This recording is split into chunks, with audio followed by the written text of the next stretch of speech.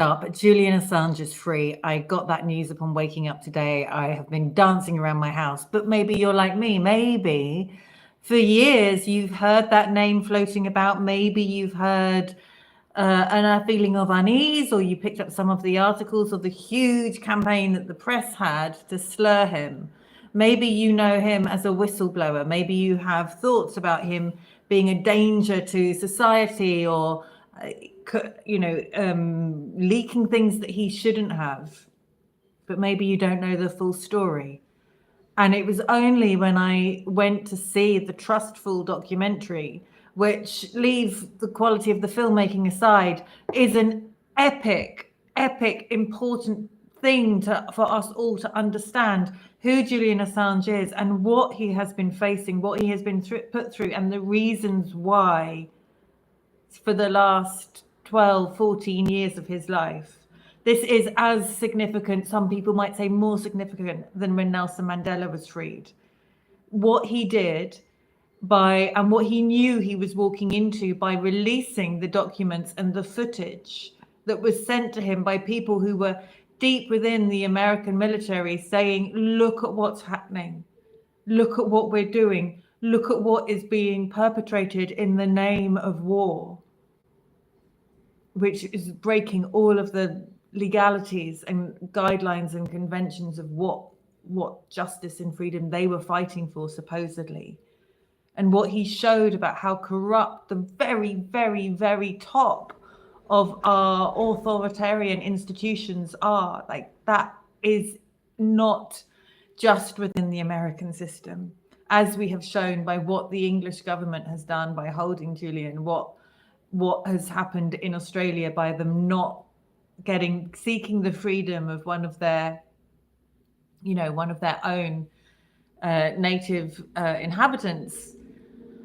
And the fact that documentary was released, it was an independent creation to tell his story, to get it out there beyond the huge media onslaught. And we've seen so many media onslaughts of not portraying the truth, but creating a maelstrom of a smear campaign in recent years, particularly. That this moment of him being returned to Australia, where he will not be extradited to America, where he would face lifetime sentences in prison for releasing documents as a journalist. This represents freedom. Thank you for the likes coming in. This represents freedom of speech, freedom of press, that journalists are not there just as puppet masters to the corrupt organizations and politicians and agendas of an increasingly small minority of people who want to dictate the way the world is seen and lived and the choices that we make available on that information.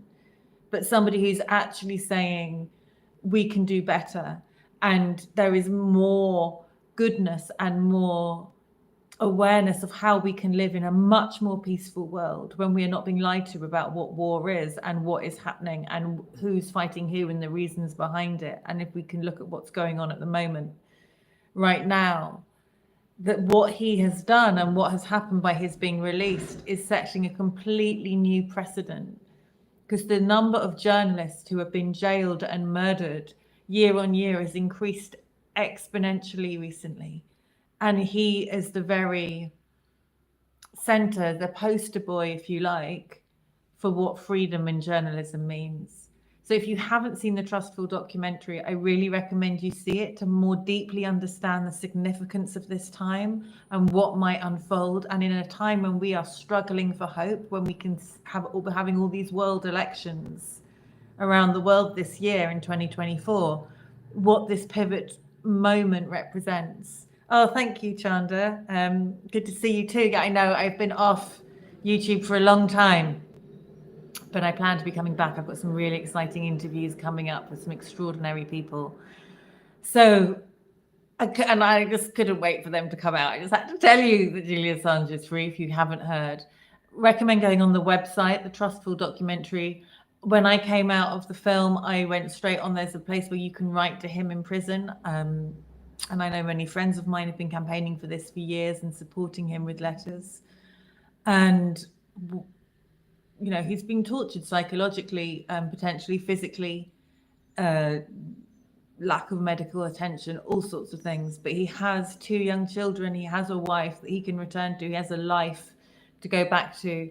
And to take this into your own life, like, where are you not giving up hope? The dear friend I went to see the documentary with came out and said he'll never get out, will he? And I said, I don't entertain that timeline. Like, in my reality, goodness will always prevail, even if it's at the 11th hour, because how else do we live? And there has to be more goodness prevailing, otherwise the world wouldn't still be turning, right? Well, with humans on it anyway. There has to be more goodness inside us than darkness. And I know I have my fair share of darkness, right? I'm not ready to die yet because I know I can do a better job at being alive. I know I have more to give. So where in us, like where in you in your day, are you giving up on yourself? Where in you are you not seeing that there's going to be a victory in your life? That things can change at any moment, right? Miracles are possible, that they are so commonplace now that we don't see them. That is predicted in the Quran, you know, that literally people will speak to each other through their pockets. Like, we have mobile phones, we have ways to connect. Are you recognizing the miracles in your day? Are you looking and expecting the miraculous to happen? Are you looking for the best possible outcome? Or are you going, oh, there's only 2 parties to vote for, I don't know, you know, like, no. And on the voting conversation, I have just discovered, thinking when I looked previously earlier this year about who I could possibly vote for, who might represent what I believe in and what I want to see happen in the world. I couldn't find anywhere in my local jurisdiction, but there is now somebody talking this talk, talking about the corruption. Hi, Ram, nice to see you. Talking about the corruption at the highest levels, talking about the fact that we do not want one world Davos government, talking about the fact that there should be more voices in the conversation, talking about the fact that we need to keep the food and water system clean, that we need to be able to look after our health, that we need to have sovereignty, and that the politicians need to serve the people, not their own and their own interests and that of elite organizations and, you know, corruption, which is what Julian Assange's whistleblowing was all about. And it's happening in this year of worldwide, you know, there are more elections happening in this year than any other year. So I voted all my life. I had very strong political beliefs in what I should and shouldn't vote for. I had my, you know, very phases of awakening or expanding or deepening into my intelligence, wisdom, questioning everything, finding nobody that I could vote for. I've tried lots of different versions and then finding somebody that I have. But it's about seeing beyond the labels or the slurs and thinking for yourself, thinking critically, looking at policies, not looking at personality brand, right? What do you want from the world? What do you believe in? What's important to you? And who is standing for that? Okay, people.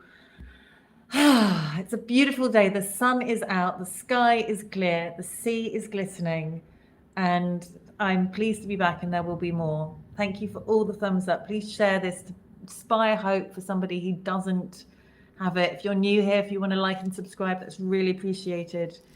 My back catalogue is available. I did a video a week for 2.5 years, and I've taken a year or so off, but I'm back. It's good to be here. Sending the love. Bye.